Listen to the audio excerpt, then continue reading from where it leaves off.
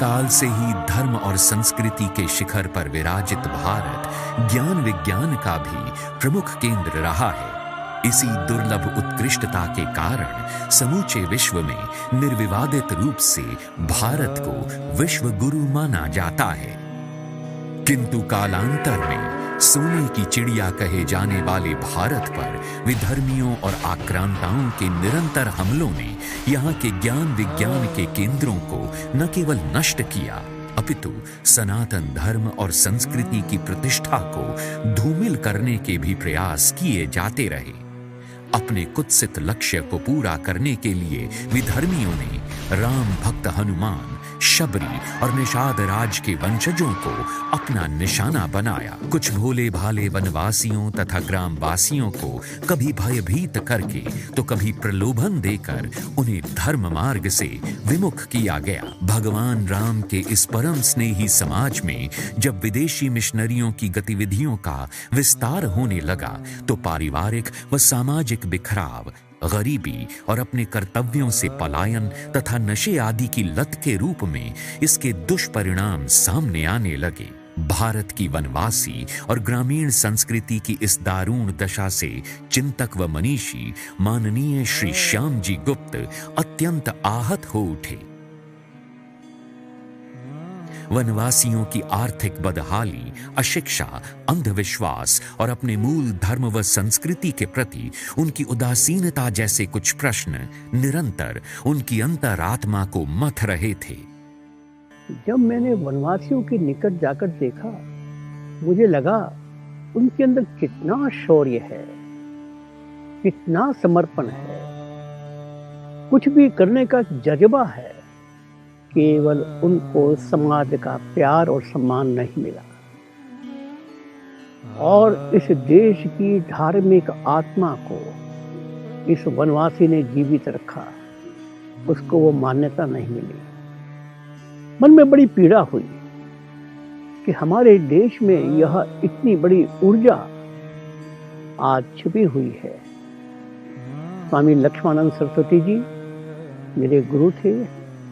उन्होंने मुझको वनवासी की पीड़ा से संबंध बनाया, एक प्रकार से अनुभव कराया और मुझे लगा कि इस वनवासी की धार्मिक भावना को हम आगे बढ़ा सकें तो हम देश को जगा सकते हैं। भारत की आत्मा धर्म में है और धर्म का प्रसार करने का दायित्व इस वनवासी को ही है। इसलिए ऐसा विचार हुआ कि क्यों नहीं हरि कथा के माध्यम से हम इस देश की आत्मा को जगाएं। बस उस देश की आत्मा को जगाने के लिए श्री हरि सत्संग समिति का निर्माण हुआ, हरि कथा योजना का प्रारंभ हुआ। श्री श्याम जी गुप्त के अविराम चिंतन मनन से उपजे संकल्प को आकार मिला श्री हरि सत्संग समिति के रूप में। संभवतः प्रभु श्री हरि तक उनकी पीड़ा के ये स्वर पहुंच गए थे। अपने सनातन धर्म और संस्कृति से जुड़े रहने की ललक वनवासी समाज के भीतर राख में दबी चिंगारी की भांति अभी भी मौजूद थी। अपनी युवा पीढ़ी की आस्था को ये समाज अपने पूर्वजों श्री राम, श्री कृष्ण, भक्त हनुमान और शबरी की प्रेरक कथाओं से जोड़ना चाहता था। माननीय श्याम जी गुप्त को उनकी इसी ललक में वनवासी समाज के उत्थान और उनकी प्रगति का बीज रूप दिखाई दे गया। उनकी दूरदृष्टि ने भांप लिया कि यदि वनवासी समाज के युवक युवतियों को ही कथा का प्रशिक्षण देकर कथाकार बना दिया जाए तो ये वनवासी कथाकार अपनी भाषा में अपने समाज को पुनः अपने मूल धर्म व संस्कृति से जोड़ने के विशिष्ट कार्य को कुशलतापूर्वक कर सकते हैं। इसी विश्वास के सहारे कुछ वनवासी युवक युवतियों को कथाकार बनाने के कार्य के लिए चुना गया। प्रशिक्षण केंद्र में इन वनवासी युवक युवतियों को 9 माह का कठोर प्रशिक्षण दिया गया। धीरे धीरे अनुशासनबद्ध होते हुए प्रशिक्षण की अवधि समाप्त होने तक न केवल इनका जीवन बदला अपितु एक प्रकार से इनका पुनर्जन्म हो गया और इन्होंने व्यासपीठ पर बैठकर प्रभु का गुणगान करने की योग्यता प्राप्त कर ली। अज्ञान का अंधकार मिटा तो भविष्य का सूर्य इनके जीवन में मानो सफलता और सम्मान की किरणें बिखेरने को आतुर हो उठा। श्री हरि के ये कथाकार जब अपने गांवों में पहुंचे तो इनके इस नए रूप का अभूतपूर्व स्वागत हुआ। बहनें भी और भाई भी कथाकार जो है ना वो तैयार होने लग गए और गांव-गांव के अंदर में कथा का प्रचार हो गया। एक आदमी को अगर आप राम के काम में लगा दोगे, राम की कथा के अंदर लगा दोगे तो 10,000 यज्ञ करने का आपको फल मिलेगा। वो हमारे मन के अंदर में विचार था भाई भगवान के काम में लगाया जाए। जब संतों की ये वाणी है, संत ये कह रहे हैं तो इसके अंदर में जरूर कुछ ना कुछ सार है। संकल्प के फलीभूत होने पर सुखद परिणाम स्वतः ही आकार लेने लगे और पूरे देश में श्री हरि सत्संग समिति का विस्तार होने लगा। मुंबई, दिल्ली और कोलकाता जैसे महानगरों के चैप्टरों के माध्यम से ग्रामीण और नगरीय समाज के मध्य आपसी प्रेम, स्नेह और मान सम्मान का एक अनुपम व अनूठा रिश्ता भी जुड़ गया।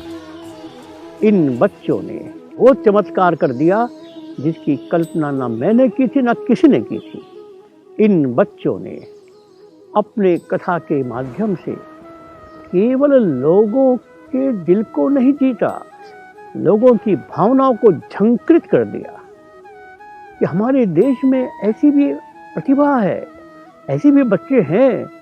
बस वहीं से ये हरि सत्संग समिति और हरि कथा को पंख लग गए और सबने इसका स्वागत किया। इसकी पीड़ा तो सचमुच में एक वनवासी वृद्ध ने ही पैदा की, इसमें मेरा कोई श्रेय नहीं है। हाँ, उनकी बात को मैंने स्वीकार किया और उसी में से यह धारा निकल गई। वनवासी युवा वर्ग में एक नई चेतना जाग उठी और इन्होंने विदेशी मिशनरियों के मानसिक गुलाम बन चुके अपने समाज को पुनर्जागृत करने का लक्ष्य बना लिया। श्री हरि कथा योजना का विस्तार किया गया और इन युवाओं को उन्हीं की भाषा में श्री राम कथा और श्रीमद् भागवत कथा का प्रशिक्षण देने के लिए देश भर के विभिन्न स्थानों पर प्रशिक्षण केंद्र स्थापित किए गए।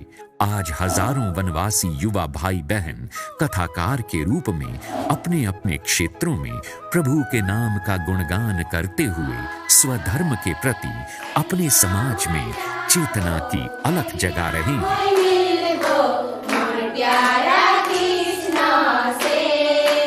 बड़े बड़े कथाकार महाराज लोग को मान सम्मान मिलता है, आज हमें भी उतना ही मान सम्मान मिलता है। ये सब कुछ देखकर अपने आप में इतना गर्व होता है और हम कभी कल्पना भी नहीं किए थे कि हमें कभी श्री राम जी का कथा कहने को मिलेगा और व्यासपीठ में बैठने का मौका मिलेगा। सोचे भी नहीं थे कि हम वनवासी क्षेत्र के, ग्रामीण क्षेत्र के एक बालिका होने के नाते ये सब कुछ असंभव था, लेकिन आज श्री राम जी की कृपा से संभव हो गया। अविराम सांस्कृतिक आक्रमणों के कारण भारत के वनवासी क्षेत्रों और सुदूर ग्रामीण अंचलों में अनेक सांस्कृतिक परंपराएं और देवस्थान विलुप्त होने के कगार पर पहुंच गए थे। अपने पूर्वजों के आदि धर्म से वनवासी समाज विमुख होने लगा था। ऐसी विषम और विकट परिस्थितियों में श्री हरि कथा योजना के अंतर्गत श्री हरि के संकल्प को पूर्ण किया श्री हरि रथ मंदिर ने। आज भगवान श्री राम अपने रथ पर आसीन होकर स्वयं पहुंच रहे हैं अपने वनवासी प्रियजनों की कुटिया तक।